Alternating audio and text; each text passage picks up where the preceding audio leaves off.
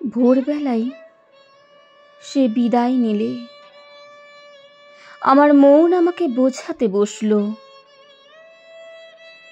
সবই মায়া।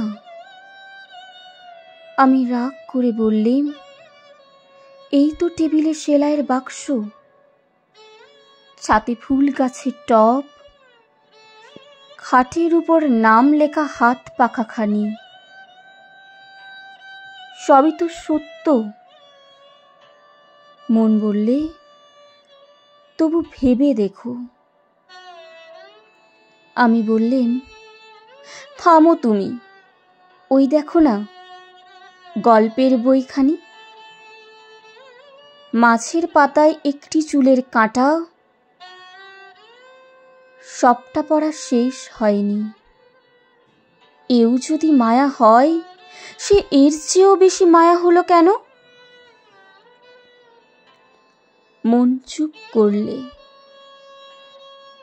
বন্ধু এসে বললেন, যা ভালো তা সত্য, তা কখনো যায় না। সমস্ত জগৎ তাকে রত্নের মতো বুকের হাড়ে গেঁথে রাখে। আমি রাগ করে বললেম, কি করে জানলে? দেহ কি ভালো নয়? সে দেহ গেল কোনখানে? ছোট ছেলে যেমন রাগ করে মাকে মারে, তেমনি করেই বিশ্বে আমার যা কিছু আশ্রয় সমস্তকেই মারতে লাগলেন।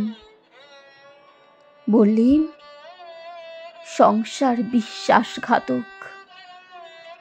হঠাৎ চমকে উঠলেন। মনে হলো, কে বললে? অকৃতজ্ঞ। জানলার বাইরে দেখি ঝাউ গাছের আড়ালে তৃতীয়ার চাঁদ উঠেছে। যে গেছে যেন তারই হাসির লুকোচুরি।